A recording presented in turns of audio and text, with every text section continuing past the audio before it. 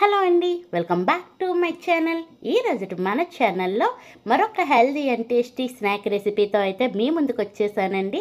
పిల్లలు పెద్దలు అందరూ ఇంట్లో వాళ్ళందరూ ఇష్టంగా తింటారు. అలాగే మామ్స్కి అయితే కనుక చేయటం చాలా చాలా ఈజీ అండి. రెసిపీ అయితే సూపర్గా వచ్చింది. మీరైతే ఫుల్గా వీడియో చూడటానికి ట్రై చేయండి. అలాగే ఇంకా మన ఛానల్లో మంచి మంచి స్నాక్ రెసిపీస్ ఉన్నాయండి. టైం కుదిరితే కనుక వాటిని కూడా వాచ్ చేయడానికి ట్రై చేయండి. ఇక రెసిపీ అయితే స్టార్ట్ చేసుకుందాం. దీనికోసం అయితే ఒక మిక్సింగ్ బౌల్ తీసుకొని 1 కప్పు వరకు గోధుమ పిండి, పావు స్పూన్ వరకు రవ్వని, అలాగే టేస్ట్కి తగ్గ సాల్ట్ని వేసుకోండి. ఒకవేళ సుజీ రవ్వ లేకపోతే స్కిప్ చేసేయచ్చు. నెక్స్ట్ ఇవన్నీ బాగా కలుపుకున్న తర్వాత కొంచెం కొంచెం వాటర్ వేసుకొని వీడియోలో చూపించిన విధంగా మనము పిండిని అయితే కలుపుకోవాలి. అలాగే ఫైనల్గా అయితే కనుక 1 స్పూన్ వరకు లేదా 1/2 స్పూన్ వరకు ఆయిల్ వేసేసి మొత్తం మరొకసారి బాగా కలిపేసి దీన్ని అయితే కనుక ఒక పావు గంట సేపు పక్కన పెట్టేయండి. పావు గంట తర్వాత చూస్తే పిండి అనేది మనకు బాగా నాని ఉంది. ఆ పిండిని మరొక్కసారి బాగా కలుపుకోండి. కలుపుకున్న తర్వాత చిన్న చిన్న నిమ్మకాయ సైజ్ అంత బాల్స్ లాగా అయితే రెడీ చేసి పెట్టుకోండి. అలా రెడీ చేసి పెట్టుకున్న బాల్స్లో నుంచి ఒక బాల్ని తీసుకొని రెగ్యులర్గా చపాతీ ఎలా అయితే పామేసుకుంటామో అదే విధంగా చపాతీ కర్రతో అయితే కనుక చపాతీ చేసుకోండి. మరీ మందంగా ఉండకూడదు, అలా అన్నీ మరీ పల్చగా ఉండకూడదండి. నేను వీడియోలో చూపిస్తున్నాను చూడండి, ఈ విధంగా చేసుకోవాలి. ఇలా చేసుకున్న తర్వాత ఎడ్జెస్ని కట్ చేసేసి ఒక స్క్వేర్ లాగా అయితే కనుక రెడీ చేసుకుందాం. అలాగే ఈ లోపైతే మీకు చిన్న రిక్వెస్ట్ అండి, మన ఛానల్ ఇంతవరకు ఎవరైనా సబ్స్క్రైబ్ చేయకపోతే ప్లీజ్ అండి సబ్స్క్రైబ్ చేయండి. వీడియో నచ్చితే లైక్ చేయండి, మీ ఫ్రెండ్స్ అండ్ ఫ్యామిలీ మెంబర్స్కి షేర్ చేయండి. ఇలా కట్ చేసుకున్నాను కదండి. కట్ చేసుకున్న తర్వాత వీడియోలో చూపించిన విధంగా ఫస్ట్ అయితే ఇలా స్ట్రిప్స్లా కట్ చేసుకొని మళ్ళీ అడ్డంగా కట్ చేసుకోండి. ఇలా మనకి చిన్న చిన్న స్క్వేర్ లాగా అయితే వస్తాయి. ఇలా వచ్చిన స్క్వేర్లో నుంచి అయితే కనుక నేను ఒకటి చేసి మీకు 1 లేదా 2 చేసి చూపిస్తాను చూడండి. ఈ 2 అంచుల్ని అలాగే ఈ 2 అంచుల్ని మనము ప్రెస్ చేసిస్తే ఒక ఫ్లవర్ షేప్లో వస్తాయి. అన్నింటినీ ఇలాగే చేసుకోండి. నెక్స్ట్ అయితే కనుక ఇంకా ఇదే గోధుమ పిండితో నూడిల్స్ చేశానండి. ఆ రెసిపీ కూడా చాలా చాలా బాగా వచ్చింది. అది కూడా మన ఛానల్లో ఉంది, చూడండి, ట్రై చేయండి చూడటానికి. అలాగే చూసినాక రెసిపీ ఎలా వచ్చిందో కూడా ఒకసారి ట్రై చేస్తే కామెంట్ బాక్స్ ద్వారా తెలియచేయండి.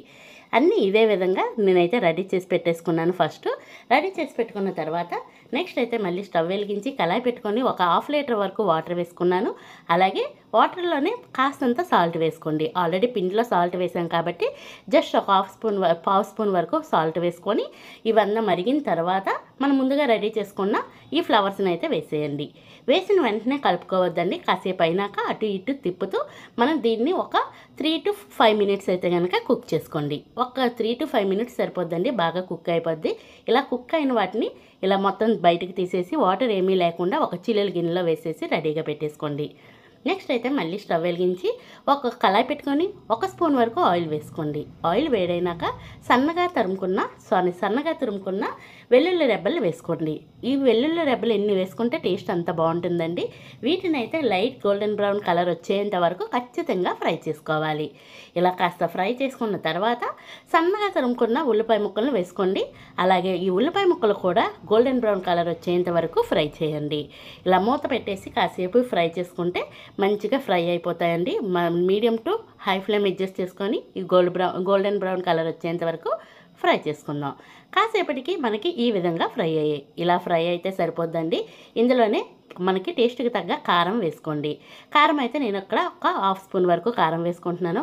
ఒక పావు స్పూన్ వరకు సోయా సాసు, 1 స్పూన్ వరకు టమాటో కెచప్ని వేసుకోండి. అలాగే ఒక పావు స్పూన్ వరకు గరం మసాలా వేసుకోండి.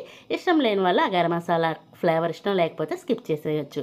ఇలా ఇవన్నింటినీ బాగా కలుపుకున్న తర్వాత మాడిపోకుండా 1 స్పూన్ వరకు వాటర్ వేసుకోండి. వాటర్ వేసుకున్న తర్వాత మొత్తం కలిపేసుకున్నాక ముందుగా మనం కుక్ చేసి పెట్టుకున్నాం కదండి, వాటిని తెచ్చి వేసుకుందాం. అంతకంటే ముందు ఏంటంటే టేస్ట్కి తగ్గ సాల్ట్ వేసుకోండి. అన్నింట్లో మనం సాల్ట్ వేస్తూ ఉన్నాం కాబట్టి చూసుకొని అడ్జస్ట్ చేసుకొని వేసుకోవాలి. అలాగే ముందుగా ఉడకబెట్టుకున్న ఫ్లవర్స్ని వేసుకోవాలి. సన్నగా తురుముకున్న కొత్తిమీరని కూడా వేసేసి ఇదంతా ఈ మొత్తం సాసులన్నీ దానికి పట్టేటట్టు బాగా కలిపేసుకోవాలి. వీడియోలో చూపిస్తున్నాను చూడండి, ఈ విధంగా మొత్తం కలిసేటట్టు ఒక మీడియం టు లో ఫ్లేమ్ అడ్జస్ట్ చేసుకొని మంచిగా వీటిని కుక్ చేసుకోండి. కాసేపటికి ఈ గ్రేవీ అంతా వాటికి పీల్చుకొని భలే రుచిగా ఉంటుంది. మర్చిపోకుండా ట్రై చేయండి. పిల్లలకైతే చాలా చాలా ఇష్టంగా తింటారు. Ready to